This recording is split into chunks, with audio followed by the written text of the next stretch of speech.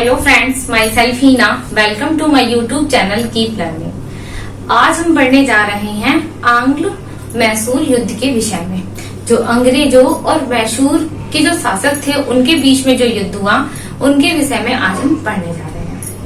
तो अपना टॉपिक हम स्टार्ट करते हैं कि जब हमने पहले वाली क्लास में पढ़ा था कि मुगल काल में क्या होता है, एक समय ऐसा आता है 1700 ईस्वी के बाद में कि जब क्या है, जो क्षेत्रीय शासक हैं वो अपने आप को स्वतंत्र करना स्टार्ट कर देते हैं।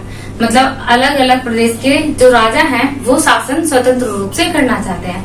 इसी क्रम में दो राज्य उभर कर सामने आते हैं जिनका नाम क्या है, विजयनगर साम्राज्य। इसके बारे में हमने पहले वाली वीडियो में भी पढ़ा है। विजयनगर साम्राज्य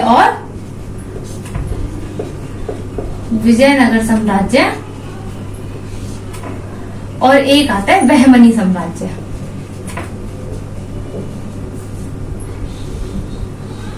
ये दोनों साम्राज्य क्या है, दक्षिण भारत के क्षेत्रों में स्वतंत्र रूप से अपना शासन चला रहे होते हैं। इन दोनों राज्यों के बीच में एक युद्ध होता है जिसे तालीकोटा के युद्ध के नाम से जाना जाता है।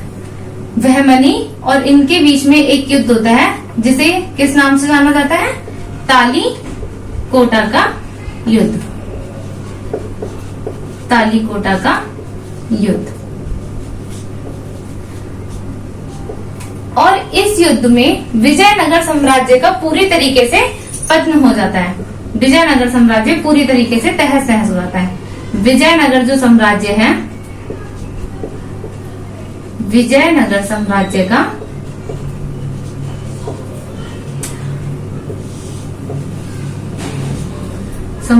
पतन हो जाता है।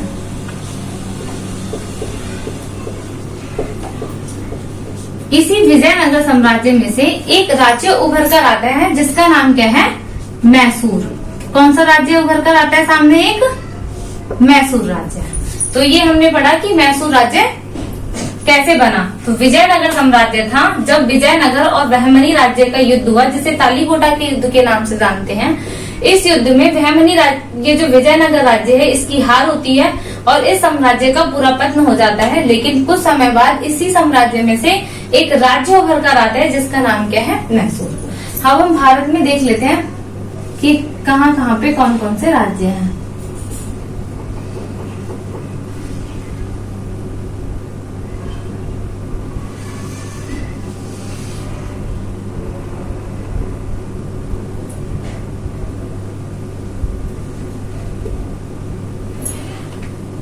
ये वाला जो क्षेत्र है ये है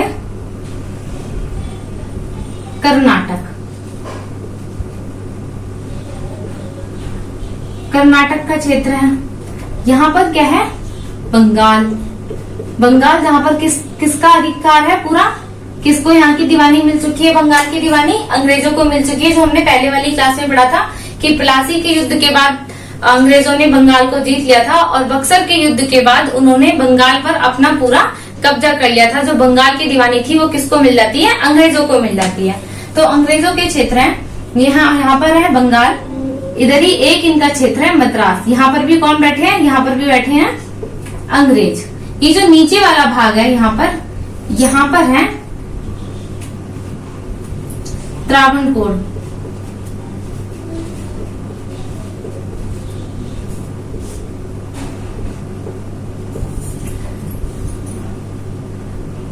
इसी के ऊपर का क्षेत्र है, यहाँ पर है हैदराबाद।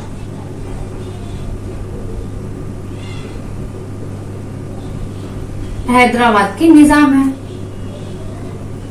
ये जो क्षेत्र है ये है हमारा मैसूर का क्षेत्र। क्या है ये, मैसूर।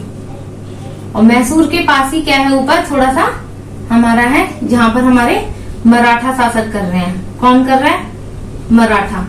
मैसूर में कौन शासक कर रहे हैं, हैदर अली। ये अभी हमें थोड़े से नाम याद रखने हैं, हैदर अली। अभी हम इनके बारे में पूरा अच्छे से डिटेल में पढ़ेंगे। यहाँ पर है मराठा। और बंगाल में 3 क्षेत्रों पर इनकी प्रेसिडेंसी थी अंग्रेजों की, बंगाल, मद्रास और इधर पास में ही क्या है इनका, बम्बई, जिसको किस नाम से जानते हैं, बम्बई के नाम से भी जानते हैं। तो ये जो 3 केंद्र हैं ये किसके हैं? अंग्रेजों के, बंगाल, मद्रास और मुंबई। अब अंग्रेजों ने बंगाल वाला ये जो क्षेत्र है ये तो पूरा जीत लिया है, बंगाल पर तो अपना कब्जा कर लिया है। अब अंग्रेज चाह रहे हैं कि दक्षिण भारत का जो क्षेत्र है यहाँ पर भी अपना राज्य स्थापित किया जाए, इस क्षेत्र को भी अपने अधीन लिया जाए। ये मालाबार तट है। मालाबार तट के विषय में हमने पढ़ा था कि यहाँ पर क्या है, जो गरम मसाले हैं उसके लिए ये फेमस है, उसके लिए जाना जाता है। तो अंग्रेजों ने सूती वस्त्र वाले क्षेत्र को तो पूरा अपने कब्जे में ले लिया था व्यापार के लिए। अब ये जो गरम मसाले का क्षेत्र है इसको भी अंग्रेज चाह रहे थे कि इस पर भी पूरा का पूरा नियंत्रण हमारा हो।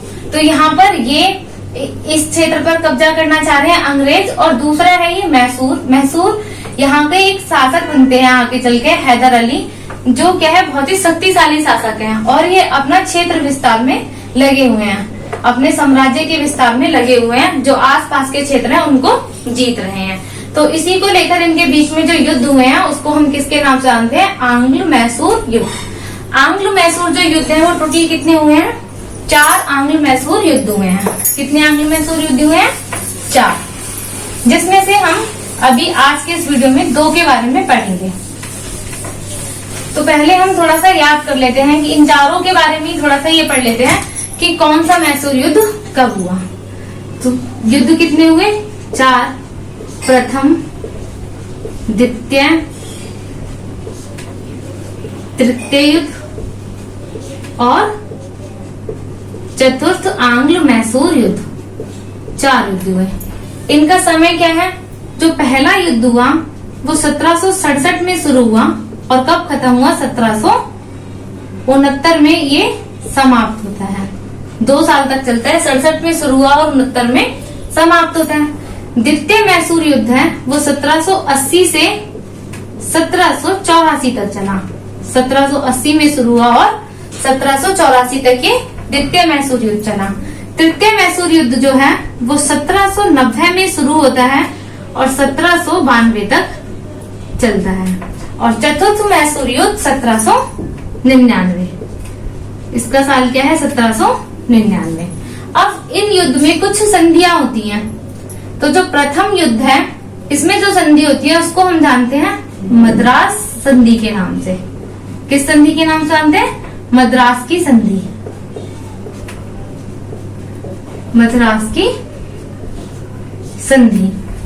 द्वितीय युद्ध जब हुआ तो इसमें जो संधि हुई उस संधि को हम मंगलोर की संधि के नाम से जानते हैं। मंगलोर की संधि।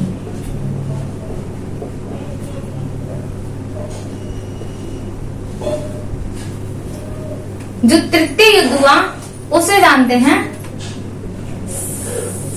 श्रीरंगपट्टनम की संधि।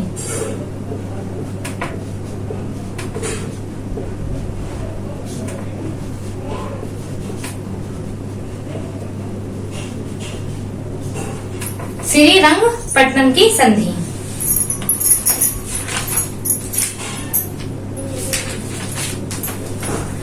और जो हमारा चौथा युद्ध हुआ इसमें कोई भी संधि नहीं होती, क्योंकि इस समय क्या होता है कि टीपू सुल्तान की मृत्यु हो जाती है। तृतीय में कौन सी हमारी संधि हुई? तृतीय में संधि हुई हमारी मंगलौर की संधि। तृतीय में जो संधि हुई श्रीरंगपट्टनम की संधि होती है। और जो चतुर्थ में कोई भी संधि नहीं होती, क्योंकि इस समय क्या होता है टीपू सुल्तान की मृत्यु हो जाती है। टीपू सुल्तान की मृत्यु हो जाती है। तो ये चारों मैसूर युद्ध के बारे में महत्वपूर्ण चीजें हैं, इन्हें हम एक बार फिर से रिवाइज कर लेते हैं। तो मैसूर युद्ध हमारे कितने हुए? 4 मैसूर युद्ध हुए, प्रथम, द्वितीय, तृतीय और चौथा। 1, 2, 3, 4 ये हमारे आंग्ल मैसूर युद्ध हुए। पहला जो हुआ 1767 में शुरू हुआ और 1767 से 1769 तक ये चलता है। द्वितीय मैसूर युद्ध 1780 में शुरू हुआ और 1784 तक ये चला।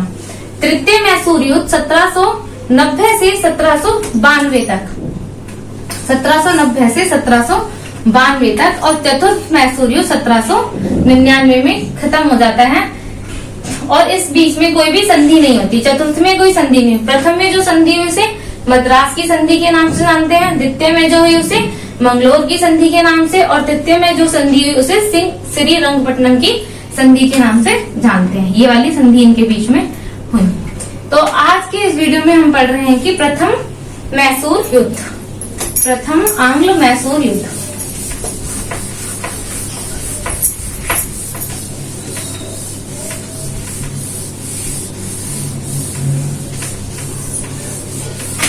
प्रथम जो युद्ध होता है उसका कारण है कि जो अंग्रेज हैं अब वो चाह रहे हैं कि हम ये जो दक्षिण भारत का क्षेत्र है यहाँ पर भी अपना कब्जा करें, यहाँ पर भी अपना अधिकार करें। दूसरी तरफ हैदर अली जो हैं, मैसूर के शासक हैदर अली, ये क्या है, अपने साम्राज्य का विस्तार कर रहे हैं। तो अभी हम हैदर अली के विषय में थोड़ा सा पढ़ते हैं कि मैसूर साम्राज्य की कैसे कैसे यहाँ पर स्थापना हुई। तो हमने पढ़ लिया कि जो मैसूर राज्य है वो किसमें से निकला, विजयनगर साम्राज्य का जब पतन हुआ तो उसी में से एक राज्य निकला जिसका नाम क्या था, मैसूर। मैसूर में जो वंश शासन कर रहा था, यहाँ पर जो वंश शासन कर रहा था वो कौन सा वंश था, आड्यार वंश।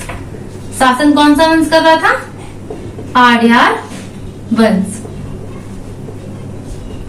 और यहाँ के जो शासक थे वो कौन थे,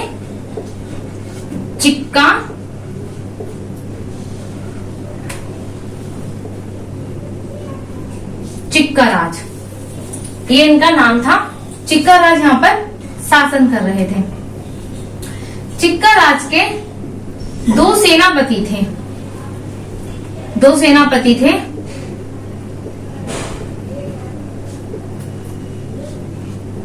एक का नाम था नंदराज और दूसरे का नाम था देवराज। ये दोनों ही प्रमुख सेनापति थे।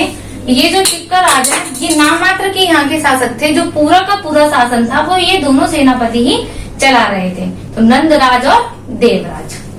नंदराज की सेना में एक सिपाही सम्मिलित होता है जिसका नाम क्या है, हैदर अली। एक सिपाही सम्मिलित होता है हैदर अली। हैदर अली काफी बुद्धिमान और प्रतिभाशाली सेना वो था, सिपाही था। तो ये अपनी बुद्धि और विवेक तथा शक्ति के बल पर इसने काफी आगे तक तरक्की करी और काफी सेना में काफी ऊंचा पद ग्रहण करा। 1760 में ये नंदराज की हत्या कर देता है। हैदर अली नंदराज की हत्या कर देता है और हत्या करने के बाद क्या है, यहाँ का मैसूर का शासक स्वयं बन जाता है। नंदराज की हत्या कर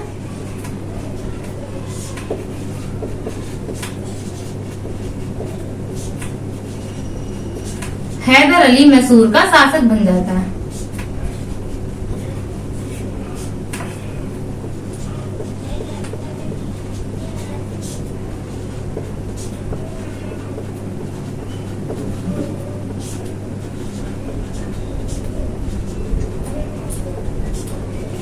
अब हैदर अली कौन बन गया, मैसूर का शासक। अब मैसूर का शासक कौन है, हैदर अली। हैदर अली यहाँ का शासक बन गया।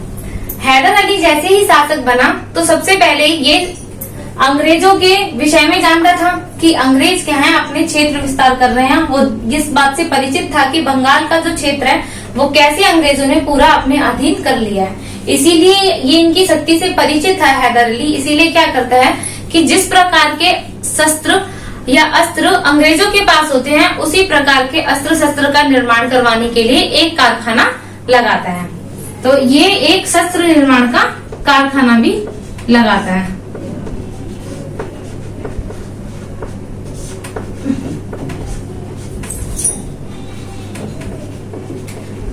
शस्त्र निर्माण का कारखाना लगाता है और यहाँ पर उसी प्रकार के शस्त्रों का निर्माण किया जा रहा है जैसे कि शस्त्र यूरोप से जो कंपनियां आई थी उनके पास थे। उनकी सेना के पास जिस प्रकार के शस्त्र थे उसी प्रकार के शस्त्रों का निर्माण इस कारखाने में किया जा रहा है, ताकि यदि कभी समय आए और इनसे हमारी कोई भिड़ंत हो तो हम उनका मुकाबला, जो हमारी सेना है, मैसूर की जो सेना है, वो अंग्रेजों का मुकाबला, ये यूरोपियन कंपनियों का मुकाबला अच्छे से कर सके।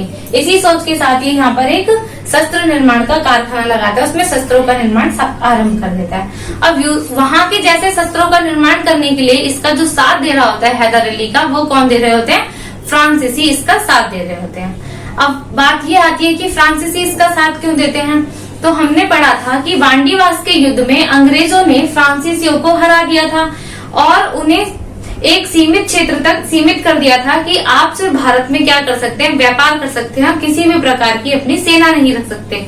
इस बात से क्या था कि जो फ्रांसीसी थे वो अंग्रेजों के खिलाफ हो गए थे और दूसरी तरफ फ्रांसीसी ये देख रहे थे कि अंग्रेज क्या है, अपना क्षेत्र विस्तार कर रहे हैं और बंगाल की दीवानी, बंगाल का जो क्षेत्र है वो उन्होंने पूरा कब्जा कर लिया है।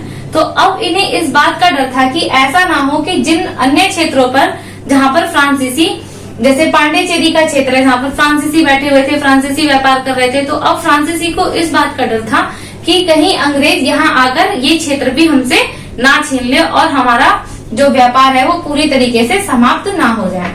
इसीलिए अंग्रेजों की शक्ति को रोकने के लिए ये हैदर अली का साथ देते हैं और यहाँ पर शस्त्र निर्माण के कार्य में उन्हें पूरा सहयोग करते हैं।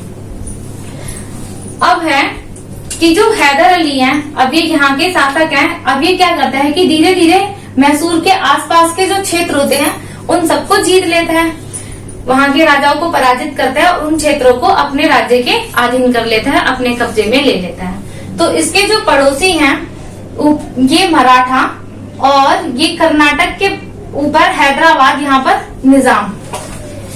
निजाम और मराठाओं को इस बात का डर हो जाता है कि कहीं ऐसा ना हो कि ये हैदर अली, जिस प्रकार फ्रांसीसी डर रहे थे किससे, अंग्रेजों से, उसी प्रकार ये लोग किससे डर रहे थे, हैदर अली से डर रहे थे। कौन? मराठा और निजाम। ये डर रहे थे कि कहीं हैदर अली क्या ना करे, हमारे क्षेत्रों की हमसे छीन न ले, हमारे क्षेत्रों पर भी अपना कब्जा ना कर ले। तो अब अंग्रेज तो पहले से ही चाह रहे थे इस क्षेत्र पर अपना अधिकार करना, लेकिन यहाँ पर अधिकार करने के लिए उनको हैदर अली से भिड़ना पड़ता। तो अब क्या होता है कि अंग्रेज, निजाम और मराठा, इन तीनों का बन जाता है एक गुट। ये तीनों एक साथ हो जाते हैं और किसके विरोध में खड़े हो जाते हैं? ये हैदर अली के विरोध में खड़े हो जाते हैं, हैदर अली का विरोध कर देते हैं। हैदर अली के अगेंस्ट में ये तीनों लोग मिल जाते हैं, अंग्रेज, निजाम और मराठा। इन दोनों को इस बात का डर था कि हैदर अली हमारे क्षेत्र को हमसे ना छीन ले और अंग्रेज इस क्षेत्र पर अपना अधिकार करना चाह रहे थे। इसीलिए अंग्रेज क्या करते हैं, निजाम और मराठा को अपनी साइड कर लेते हैं और इन तीनों का एक गुट बन जाता है और किसके खिलाफ ये गुट बन रहा है? गुट बन रहा है हैदर अली के खिलाफ। हैदर अली को अपने गुप्तचरों से इस बात की जानकारी प्राप्त हो जाती है कि हमारे खिलाफ निजाम और मराठा भी अंग्रेजों से जा मिले हैं। तो हैदर अली क्या करते हैं कि इन्हें लालच देता है, मराठाओं को बोलता है कि आप हमसे पैसे ले लीजिए और आप हमसे किसी प्रकार का युद्ध मत कीजिए, आप हमारे पड़ोसी हैं, अगर आपको किसी चीज की सहायता है तो हमसे बोलिए, हम आपकी सहायता करेंगे, लेकिन हमारे साथ युद्ध नहीं कीजिए। और उनकी पैसों से मदद कर देता है। तो मराठाओं को ये दे देता है पैसे, मराठाओं को देता है पैसे और निजाम जो है, निजामों को प्रदेशों का प्रलोभन दे देता है कि हम आपको क्या करेंगे कि आप अपना क्षेत्र विस्तार करना चाहते हैं तो हम आपको जो कुछ प्रदेश है वो आपको दे देंगे ताकि यहाँ से आपकी इनकम बढ़ सके। प्रदेश का प्रलोभन दे देता है निजामों को। और इनका जो एक गुट बना था अंग्रेज, निजाम और मराठा, इस गुट में से निजाम और मराठाओं को हैदर अली कर देता है अलग कर देता है और इन दोनों को क्या कर लेता है, अपनी साइड मिला लेता है। हैदर अली क्या करता है, अपनी साइड मिला लेता है। अपनी साइड मिलाने के बाद 1770 में कर देता है ये, 1770 में नहीं,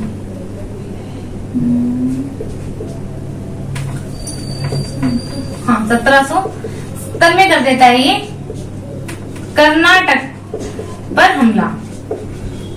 ये कर देता है कर्नाटक पर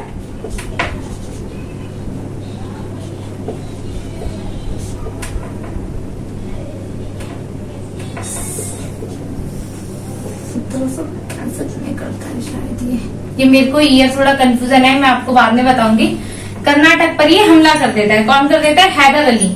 हैदर अली ने कर दिया कर्नाटक पर हमला। और इसके साथ इस टाइम कौन है, कौन कौन इसके साथ आ गए? निजाम और मराठा जो शक्ति है वो इनके साथ में आ गई है। यहाँ पर ये हमला कर देता है और यहाँ पर कर्नाटक पर हमला करके क्या है, कर्नाटक का जो आरकाट क्षेत्र है जिसे पहले अंग्रेजों ने छीन लिया था उस पर अपना कब्जा कर लेता है। कर्नाटक की जो राजधानी है आरकाट,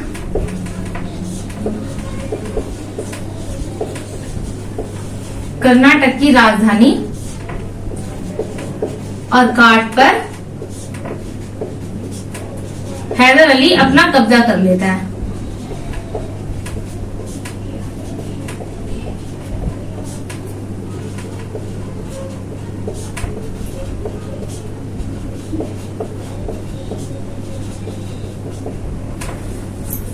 ये जब यहाँ पर कब्जा कर लेता है तो यहाँ पर क्या होता है कि अंग्रेजों की बहुत ही बुरी हार होती है। अंग्रेजों को हैदर अली बहुत बुरी तरीके से यहाँ पर पराजित करता है। कर्नाटक के क्षेत्र में अंग्रेजों की बहुत बुरी हार होती है, इनको ये हरा देता है हैदर अली। अब इससे क्या होता है कि अंग्रेजों की बेइज्जती हो जाती है, क्योंकि 1764 में जब बक्सर का युद्ध हुआ तो उन्होंने एक साथ 3 शक्तियों को हराया, जिसमें उन्होंने मुगल शासकों तक को पराजित किया था। मुगल शासक थे, अवध के नवाब थे, इन और मीर कासिम थे। इन तीनों जब एक साथ अंग्रेजों से लड़ रहे थे तब उसने वहां पर अंग्रेजों ने उन्हें हरा दिया। लेकिन यहाँ पर हैदर अली से वो स्वयं हार जाते हैं, तो यहाँ पर इनकी बहुत ही बुरी बेइज्जती होती है। और कर्नाटक के आरकाट क्षेत्र को जीतने के बाद हैदर अली क्या करता है, मद्रास की तरफ कूच कर देता है। अपनी सेना को आदेश देता है कि क्या करिए, अब आप चलिए मद्रास की तरफ। अब यहाँ से अंग्रेजों को हटाना है। अंग्रेजों का जो क्षेत्र है, अंग्रेजों ने जो यहाँ पर व्यापार कर रहे हैं, यहाँ से अंग्रेजों का सफाया करना है। तो अंग्रेज क्या करते हैं, मराठों के इनके हैदर अली के सामने एक संधि प्रस्ताव कर रखते हैं कि युद्ध को समाप्त कीजिए और हम क्या कर लेते हैं, आपस में संधि कर लेते हैं। तो यहाँ पर इन दोनों के बीच में एक संधि होती है जिसे जाना जाता है किस संधि के नाम से, मद्रास की संधि के नाम से, मद्रास की संधि। तो मद्रास की संधि कब होती है? प्रथम मैसूर जो युद्ध हुआ वो कब हुआ? प्रथम आंग्ल मैसूर युद्ध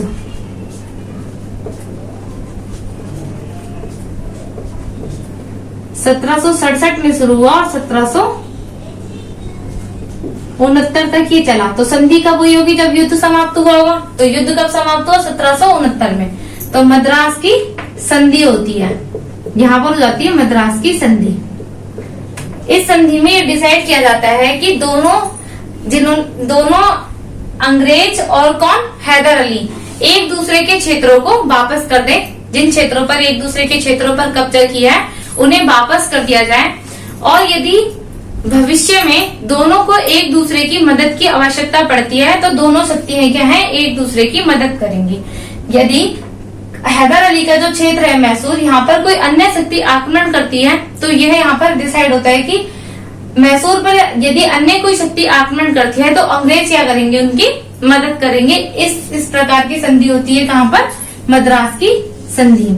जब इसी प्रथम आंग्ल युद्ध के बाद जो संधि होती है मद्रास की संधि, उसमें ये डिसाइड होता है।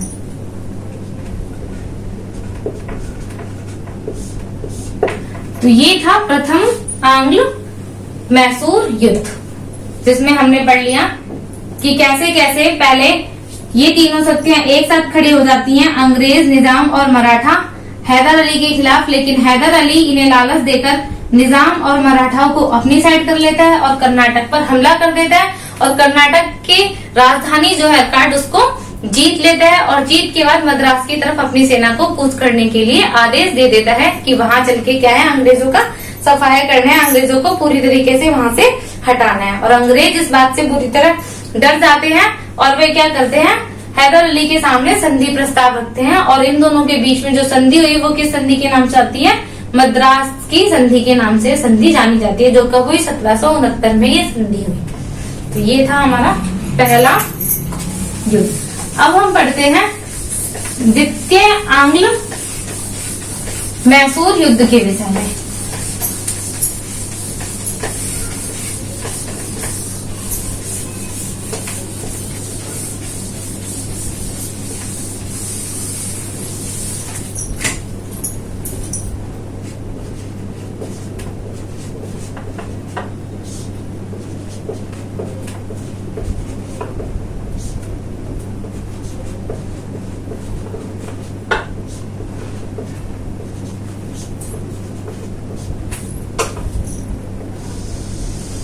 ये कब हुआ? ये हुआ 1780 से 1784 के बीच। 1780 से 1784 के बीच में कौन सा होता है? द्वितीय आंग्ल मैसूर युद्ध। 1771 में मराठा क्या करते हैं? हैदर अली मैसूर पर आक्रमण कर देते हैं। मैसूर पर आक्रमण कर देते हैं।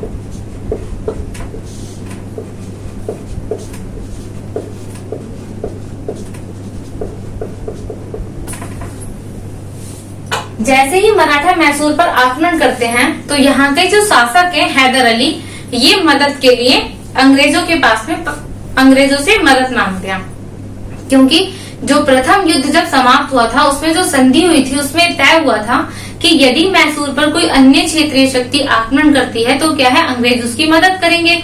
तो इसी के लिए क्या करते हैं कि हैदर अली अंग्रेजों से मदद मांगते हैं, लेकिन अंग्रेजों की तरफ से उनकी किसी भी प्रकार की कोई मदद नहीं की जाती। तो इससे क्या है कि हैदर अली हो जाते हैं अंग्रेजों के खिलाफ। जब अंग्रेजों द्वारा उनकी कोई मदद नहीं की जाती, अंग्रेज हैदर अली की कोई मदद नहीं करते।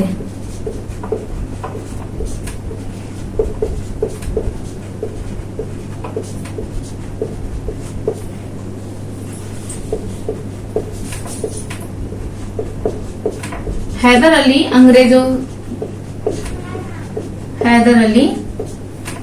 अंग्रेजों के खिलाफ हो जाते हैं, क्योंकि जो संधि हुई थी इन्होंने संधि को ही मानने से इनकार कर दिया, संधि को तोड़ दिया।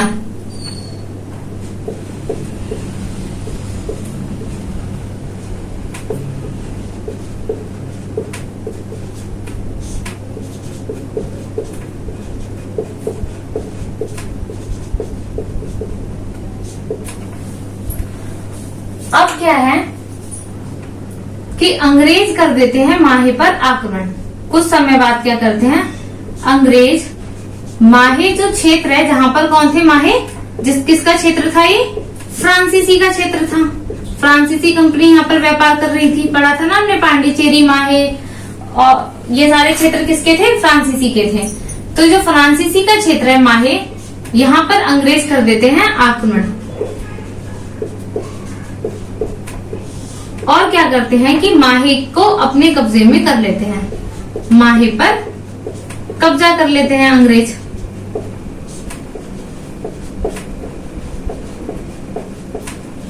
अब माहे जो क्षेत्र है वो हैदर अली के राज्य क्षेत्र में आता था। जो हैदर अली थे उनके क्षेत्र में ये माहे आता था।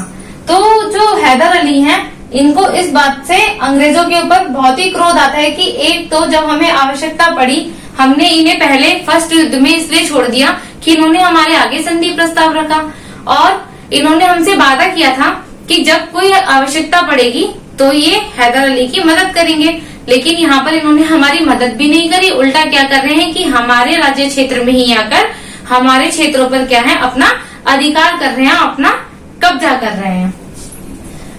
तो अब हैदर अली क्या करते हैं, जब इनके क्षेत्र पर अंग्रेज अधिकार कर लेते हैं माही पर, तो हैदर अली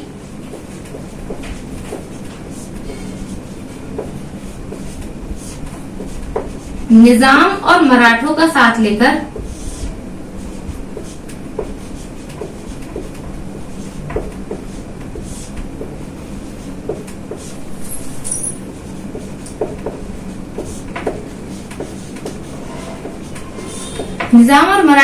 लेकर क्या करते हैं, ये कर्नाटक पर हमला कर देते हैं। कर्नाटक पर हमला कर देते हैं। कर्नाटक में कौन थे, अभी अंग्रेज थे। तो यहाँ पर कर्नाटक पर हमला कर देते हैं, या ब्रैकेट में हम लिख लेते हैं ताकि हमें याद रहे किस पर हमला करते हैं, ये अंग्रेजों पर हमला कर देते हैं। ठीक है, अब हमला करने के बाद क्या है, ये कर्नाटक में अंग्रेजों को कर देते हैं पराजित। कर्नाटक में अंग्रेजों को पराजित कर देते हैं।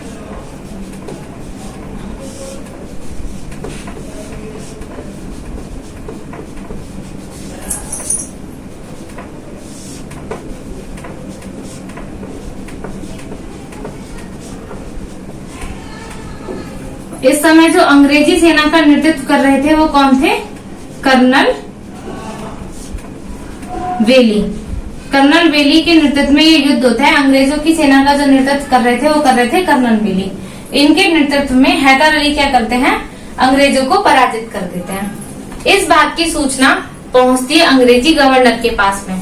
तो इस समय अंग्रेजी गवर्नर कौन था? 1772 में हमने पढ़ा था कि बंगाल में अंग्रेज का गवर्नर बनकर कौन आया था? गवर्नर बनकर आए थे वॉरेन हेस्टिंग्स।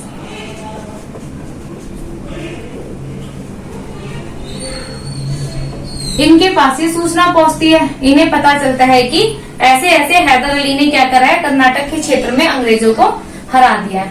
तो ये अपनी सेना भेजते हैं और सेनापति कौन है? आयरकूट। आयरकूट के नेतृत्व में सेना भेजते हैं।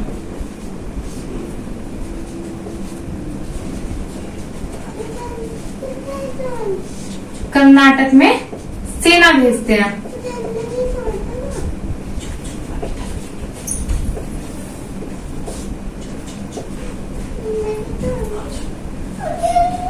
अब जैसे ही आयरकूट इस क्षेत्र में आते हैं कर्नाटक में, तो ये क्या करते हैं? निजाम और मराठा जो अभी तक किसके साथ थे? हैदर अली के साथ थे। जैसी नीति प्रथम युद्ध में हैदर अली ने अपनाई थी कि निजाम और मराठा जब अंग्रेजों के साथ थे तो उन्हें वापस अपने में मिला लिया, उसी प्रकार से आयरकूट आते हैं कर्नाटक में। तो वो क्या करते हैं? कर्नाटक में आकर, कर्नाटक में जब ये आते हैं अपनी सेना को लेकर, तो ये क्या करते हैं? निजाम और मराठाओं को अपनी साइड कर लेते हैं। निजाम और मराठाओं को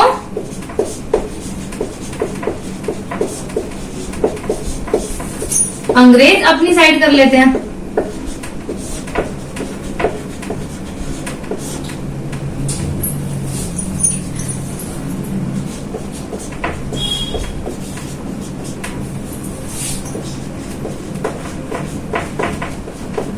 और 1781 में अंग्रेजों द्वारा हैदर अली की हार हो जाती है। अंग्रेजों द्वारा हैदर अली को हरा दिया जाता है। अंग्रेज यहाँ पर द्वितीय जब मैसूर युद्ध हुआ, वहां पर अंग्रेज क्या करते हैं? जब आयरकूट के नेतृत्व में सेना आती है तो वो क्या करती है? निजाम और मराठाओं को अपने साथ कर लेती है। और इस प्रकार से इन दोनों का साथ छूटने से हैदर अली की थोड़ी सी हिम्मत कम हो जाती है और वो क्या करते हैं? यहाँ पर अंग्रेजों से हार जाते हैं। तो 1781 में अंग्रेजों द्वारा हैदर अली को पराजित कर दिया जाता है। हैदर अली पराजित हो जाते हैं।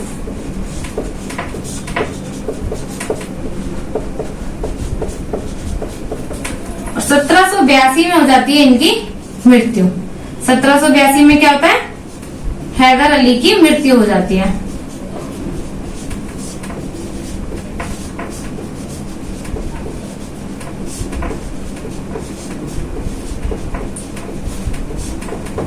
इनकी मृत्यु के बाद जो मैसूर का शासक बनता है वो कौन बनता है?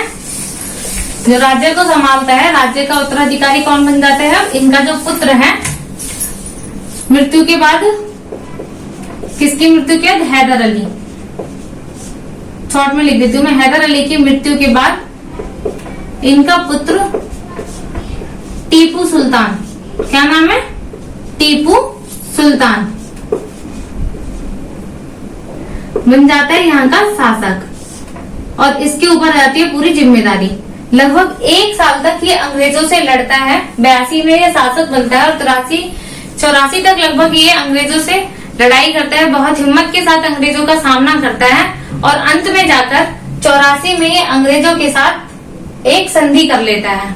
जिस संधि में क्या तय होता है कि अंग्रेजों को बहुत से क्षेत्र जो है मैसूर के, कई क्षेत्र वापस किसको? अंग्रेजों के अधीन कर दिए जाते हैं, अंग्रेजों को दे दिए जाते हैं। टीपू सुल्तान शासक बना और उसने क्या करा? शासक बनने के साथ अंग्रेजों के साथ कर ली इसने संधि।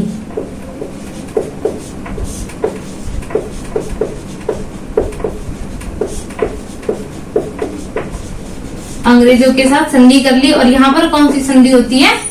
मंगलोर की संधि। वही पढ़ा था ना हमने, मंगलोर की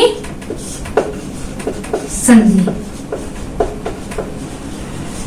इस संधि में भी यही डिसाइड होता है कि एक दूसरे के जीते हुए क्षेत्रों को क्या किया जाए, उन्हें वापस लौटा दिया जाए। 1784 में होती है मंगलोर की संधि। संधि में डिसाइड होता है कि अंग्रेजों ने जो मैसूर के क्षेत्रों को जीता है वो उन्हें लौटा दे और मैसूर के क्षेत्रों को वापस अंग्रेजों को लौटा दिया जाए। तो हमने आज के इस वीडियो में आंग्ल मैसूर प्रथम और द्वितीय युद्ध के बारे में पढ़ लिया है। इससे अगली वाली वीडियो में हम तीसरे और चौथे मैसूर युद्ध के विषय में पढ़ेंगे। तब तक के लिए नमस्कार। यदि आपको मेरी वीडियो पसंद आई हो तो उसे लाइक और सब्सक्राइब करना ना भूलें। Thank you so much.